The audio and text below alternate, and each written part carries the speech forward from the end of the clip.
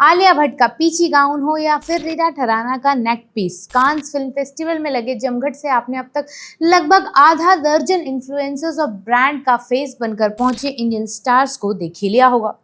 वही पॉपुलर कांस, जो फ्रांस का एक खूबसूरत ऐतिहासिक शहर है जहां हर साल दुनिया का सबसे प्रतिष्ठित फिल्म फेस्टिवल होता है। कई लोग तो कांस फिल्म फेस्टिवल को टॉप अवार्ड पाम दे को ऑस्कर से भी ऊपर मानते हैं। लेकिन फैशन के इस भौकाल के बीच बात अगर इंडियन सिनेमा की कर दी जाए तो पता लगेगा कि भारत काफी पीछे रह गया है। और पता है कितना पीछे? पूरे 80 साल पीछे। कांस का टॉप फिल्म अवार्ड हमने आखिरी बार आजादी से पहले जीता था, लेकिन इतने सालों में ऐसा क्या हुआ कि दर्जनों फिल्में बनाने के बाद भी हर साल सिनेमा के सबसे बड़े कंपटीशन में हम पीछे रह जाते हैं। आइए जानते हैं इसके पीछे की पूरी कहानी। मेरा नाम है अन्नू और आप देख रहे हैं मास्टर शॉट।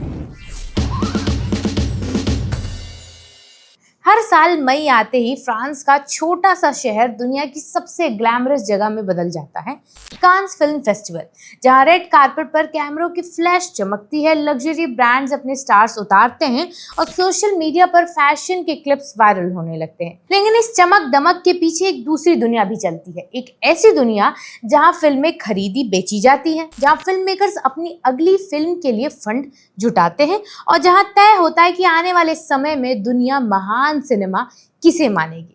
और यहीं से शुरू होता है भारतीय सिनेमा का सबसे बड़ा सवाल। भारत दुनिया का सबसे बड़ा फिल्म प्रोड्यूसर होने के बावजूद कांस के सबसे बड़े मंच से आखिर क्यों गायब है? अगर आपने कांस को सिर्फ इंस्टाग्राम रील्स या रेड कारपेट तस्वीरों के जरिए देखा है तो शायद आपको लगे कि ये कोई फिल्म फेस्टिवल नहीं बल्कि लग्जरी ब्रांड्स और इन्फ्लुएंसर्स का रनवे शो है। लेकिन सच ये है कि कांस दो हिस्सों में बटा होता है। पहला हिस्सा है असली फिल्म कंपटीशन का, जहां दुनिया की सबसे बेहतरीन फिल्मों को चुना जाता है और पाम d'Or जैसे बड़े अवार्ड दिए जाते हैं। यहाँ फिल्मों को सिर्फ एंटरटेनमेंट नहीं बल्कि कला की तरह यानी आर्ट की तरह देखा जाता है। दूसरा हिस्सा है फिल्म मार्केट, जहाँ डिस्ट्रीब्यूटर्स फिल्में खरीदते हैं, ब्रांड्स अपने स्टार्स बुलाते हैं और रेड कारपेट की चमक पैदा होती है। भारत में कांस की ज्यादातर कवरेज इसी दूसरे हिस्से में आती है, इसीलिए धीरे धीरे कांस हमारे लिए फैशन इवेंट ज्यादा और फिल्म फेस्टिवल कम बनता चला गया। लेकिन बहुत कम लोग जानते हैं कि भारत ने कभी कांस का सबसे बड़ा अवार्ड जीता भी था। आजादी से पहले 1946 में जब भारत आजाद भी नहीं हुआ था, तब चेतन आनंद की नीचा नगर फिल्म ने कांस का सबसे बड़ा सम्मान जीत लिया था। ब्रिटिश सरकार तक हैरान रह गई थी इस अवार्ड के बाद। लॉर्ड माउंटबेटन को भरोसा ही नहीं हुआ कि भारतीय फिल्म को फ्रेंच सिनेमा जगत का इतना बड़ा सम्मान दिया गया है। एक खास स्क्रीनिंग भी रखी गई थी जिसमें जवाहरलाल नेहरू समेत कई बड़े नेताओं ने फिल्म देखी और कहा कि नीचा नगर पूरे भारत को दिखानी चाहिए। लेकिन विडंबना देखिए, ये फिल्म भारत में ठीक से रिलीज ही नहीं हो पाई थी क्योंकि इसमें गाने नहीं थे। डिस्ट्रीब्यूटर्स का सवाल था, जो इसे खरीदते बेचते हैं, बिना नाच गाने की फिल्म कौन देखेगा? यानी जिस फिल्म को दुनिया महान सिनेमा कह रही थी, भारत उसे ना बिकने वाला प्रोडक्ट मान रहा था। यहाँ से भारतीय सिनेमा की सबसे बड़ी लड़ाई शुरू होती है, बिजनेस बनाम आर्ट की।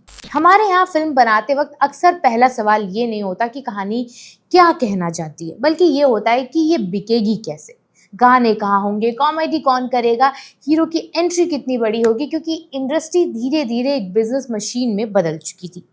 लेकिन हर सिस्टम में कुछ बागी लोग तो होते ही हैं। भारतीय सिनेमा में भी थे वी शांताराम, मृणाल सेन, सत्यजीत रे और अदूर गोपाल कृष्णन जैसे फिल्म मेकर्स। इन लोगों ने ऐसी फिल्में बनाई जो सिर्फ एंटरटेनमेंट नहीं थी। उनकी फिल्मों में समाज की बेचैनी थी, रिश्तों की टूटन थी, राजनीति थी और सिस्टम पर सवाल भी थे। यहीं से इंडिपेंडेंट सिनेमा और पैरेलल सिनेमा जैसी धाराएं मजबूत हुई। कमर्शियल फिल्मों को तो स्टूडियो सिस्टम फंड कर रहा था, लेकिन जो फिल्म मेकर अलग तरह का सिनेमा बनाना चाहते थे उनके पास पैसे नहीं थे। तब भारत सरकार ने फिल्म फाइनेंस कॉर्पोरेशन यानी FFC बनाया। इसका मकसद ऐसी फिल्मों को फंड देना था जो समाज को आईना दिखाएं। अगर कोई फिल्म मेकर अपनी फिल्म का 25% बजट खुद जुटा लेता है तो बाकी रकम सरकार आसान लोन पर दे देगी। बाद में यही संस्था नेशनल फिल्म डेवलपमेंट कॉर्पोरेशन यानी NFDC बन गई और फिर भारतीय सिनेमा का पैरेलल सिनेमा का दौर आया। जाने भी दो यारो, मिर्च मसाला, सलाम बॉम्बे जैसी फिल्मों ने दुनिया को दिखाया कि भारतीय सिनेमा सिर्फ मसाला नहीं बनाता। यही वजह थी कि भारतीय फिल्में बीच बीच में कांस के मेन कंपटीशन तक तो पहुंचती रही, लेकिन 90 के दशक आते आते कहानी बदल गई फिर से। एक तरफ स्टार सिस्टम, मल्टीप्लेक्स और बॉक्स ऑफिस इतना बड़ा हो गया कि इंडिपेंडेंट फिल्मों के लिए पैसा जुटा पाना मुश्किल होता जा रहा था। दूसरी तरफ कान फिल्म फेस्टिवल ने थिएट्रिकल सिनेमा को बचाने के लिए सख्त नियम बना दिए थे। अगर किसी फिल्म को मेन कंपटीशन में जाना है तो उसे फ्रांस के थिएटर में रिलीज होना पड़ेगा और फ्रांस के नियम बेहद सख्त हैं। ओटीटी रिलीज महीनों तक नहीं हो सकती। अब सोचिए, एक इंडिपेंडेंट फिल्म मेकर जिसने मुश्किल से पैसे जुटाए हैं, वो इतनी लंबी रिलीज विंडो कैसे अफोर्ड कर सकता है। यही वजह है कि पिछले एक दशक में मसान, तितली, उड़ान जैसी दमदार फिल्में कांस तक तो पहुंची, लेकिन ज्यादातर अनसर्टेन रिगार्ड जैसी कैटेगरी में। फिर 2024 में एक बड़ा मोमेंट आया। पायल कपाड़िया की All We Imagine As Light ने कांस के मेन कंपटीशन में पहुंचकर ग्रैंड प्रिक्स जीत लिया। लेकिन ये सफलता अचानक नहीं आई थी। पहले उनकी शॉर्ट फिल्म आफ्टरनून क्लाउड्स कांस के स्टूडेंट सेक्शन में पहुंची थी। फिर उन्हें ला रेजिडेंस डू फेस्टिवल में जगह मिली। फिर उनकी documentary a night of knowing nothing ने अवार्ड जीता। यानी कांस सालों तक उन्हें देखता रहा, पहचानता रहा। यही पहचान आगे चलकर उनकी सबसे बड़ी ताकत भी बन गया। पायल की फिल्म को फ्रेंच और यूरोपियन प्रोडक्शन हाउस का सपोर्ट मिल गया, जिससे फ्रांस रिलीज और कांस की तकनीकी शर्तें तो पूरी हो गई। यानी आज कांस तक पहुंचने के लिए सिर्फ अच्छी कहानी नहीं जरूरी है, आपको इंटरनेशनल नेटवर्क और ग्लोबल सपोर्ट सिस्टम भी चाहिए होता है। आज जब कांस 2026 के विजेताओं की घोषणा हो चुकी है और रोमानियन फिल्म जॉर्ड ने पाम d'Or अपने नाम किया है, भारतीय सिनेमा के लिए आत्ममंथन का ये सवाल और भी बड़ा हो जाता है। क्या भारत से कोई फिल्म कांस के मेन कंपटीशन में पहुंच सकती है? क्या हमारे पास वो सिस्टम है जो सिनेमा के इस सबसे प्रतिष्ठित इवेंट में हमारा नाम बुलंद कर सके? आज भारतीय सिनेमा ग्लोबल ऑडियंस तक पहुंचने की कोशिश करता रहता है, क्योंकि सिनेमा सिर्फ मनोरंजन नहीं है, सॉफ्ट पावर भी है।